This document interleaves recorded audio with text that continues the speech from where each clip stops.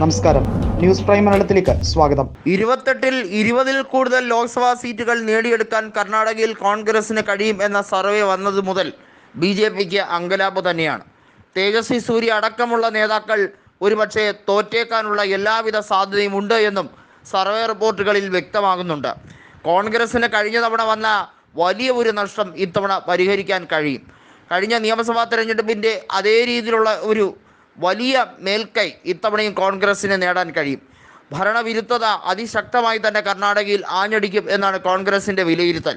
അതുമാത്രമല്ല, JDSുമായിട്ടുള്ള BJPയുടെ ബാന്ധവം BJPക്ക് തന്നെ നാശമാകും എന്ന വിലയിരുത്തലും ഇതിനകത്ത് വന്നിട്ടുണ്ട്.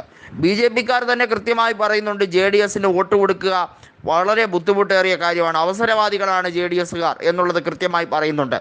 എന്നാൽ BJPയും JDSും തമ്മിലുള്ള ഈ സഖ്യം കൃത്യമായി പൊട്ടിപ്പൊളിയും എന്നാണ് DK ശിവകുമാർ പറയുന്നത്. DK ശിവകുമാർ ഒരു കാര്യം കൂടി പറഞ്ഞിരിക്കുകയാണ്. കൃത്യമായി കർണാടകയുടെ രാഷ്ട്രീയ തെരഞ്ഞെടുപ്പ് കോൺഗ്രസിൻ്റെ ജനകീയതയുടെ, അല്ലെങ്കിൽ ദക്ഷിണേന്ത്യയിൽ കോൺഗ്രസിന് എത്രമാത്രം ജനകീയത കൈവരിച്ചു എന്നതിൻ്റെ ഒരു തെളിവ് തന്നെയായിരിക്കും എന്നാണ് അദ്ദേഹം വിലയിരുത്തുന്നത്. മാത്രമല്ല, കർണാടക മേഖലയിൽ കൃത്യമായി മനസ്സിലാക്കേണ്ടത്, കോസ്റ്റൽ കർണാടകയിലാണ് ഏറ്റവും കൂടുതൽ BJPക്ക് ആധിപത്യമുള്ളത്. ആ ആധിപത്യം ഇത്തവണ കാണത്തില്ല എന്നുള്ളതും അവിടെയും കോൺഗ്രസ്സിന് വലിയ രീതിയിലുള്ള മുന്നേറ്റം ഉണ്ടാക്കാൻ കഴിയുമെന്നും അവിടുത്തെ സീറ്റുകൾ പലതും കോൺഗ്രസ്സിലേക്ക് എത്തും എന്നുള്ള വിലയിരുത്തൽ തന്നെയാണ് പ്രാദേശിക നേതാക്കൾ നടത്തുന്നത്.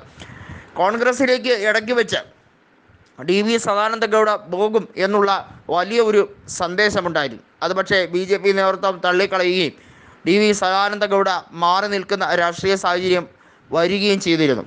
എന്നാൽ ജഗദീഷ് ഷെട്ടാർ അടക്കമുള്ള നേതാക്കൾ ഇടക്കാലത്ത് കോൺഗ്രസ്സിലേക്ക് പോവുകയും കോൺഗ്രസ്സിൽ നിന്നുകൊണ്ട് ഹൂബള്ളി ധാർവാഡ് മണ്ഡലത്തിൽ പരാജയപ്പെടുകയും പിന്നീട് അദ്ദേഹം BJPയിലേക്ക് പോവുകയും ചെയ്തിരുന്നു. ഇത്തരത്തിൽ ആശയക്കുഴപ്പം പല നേതാക്കൾക്കും ഉണ്ട് താൻ. ലിംഗായത്ത് സമുദായം N ബ്ലോക്കായി BJPക്ക് വോട്ട് ചെയ്യുന്ന ചരിത്രമൊക്കെ മാറിക്കഴിഞ്ഞിരിക്കുന്നു. കാരണം ലിംഗായത്ത് നേതാവായ യെദ്യൂരപ്പയെ വേണ്ട രീതിയിൽ പരിഗണിക്കാൻ അദ്ദേഹത്തിൻ്റെ പ്രായാധിക്യം ഉൾപ്പെടെയുള്ള കാര്യങ്ങൾ പറഞ്ഞ് BJP തഴയുകയായിരുന്നു എന്നുള്ളത് ലിംഗായത്ത് സമുദായത്തിന് ഏൽപ്പിച്ച മുറിവ് ചെറുതൊന്നുമല്ല. അതുകൊണ്ട് തന്നെയാണ് കഴിഞ്ഞ നിയമസഭാ തെരഞ്ഞെടുപ്പിൽ ബസവരാജ ബൊമ്മയുടെ നേതൃത്വത്തിൽ തെരഞ്ഞെടുപ്പിനെ നേരിട്ടെങ്കിലും അവർക്ക് പിടിച്ചു നിൽക്കാൻ കഴിയാത്തത്. കോൺഗ്രസിനാകട്ടെ BJPയുടെ ഇരട്ടിയിലധികം സീറ്റ് നേടാൻ കഴിഞ്ഞു. 66 സീറ്റ് നേടിയ BJPയെ 135 സീറ്റുകൾ കൊണ്ടാണ് കോൺഗ്രസ് അവിടെ വലിയ രീതിയിലുള്ള മുന്നേറ്റം തീർത്തത്.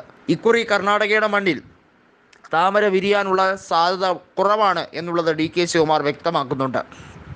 DKയുടെ കളികൾ എത്രത്തോളമാണ് എന്നുള്ളത്, അതിൻ്റെ ശക്തി എത്രത്തോളമാണ് എന്നുള്ളത് ദേശീയ നേതൃത്വത്തിന്, പ്രത്യേകിച്ചും കർണാടകക്കാരനായ മല്ലികാർജ്ജുൻ ഖാർഗെയ്ക്ക് കൃത്യമായും അറിയാം. അതുകൊണ്ട് തന്നെ AICCയുടെ പരിപൂർണമായ പിന്തുണ DK ശിവകുമാറിന് കൊടുത്തിരിക്കുകയാണ്.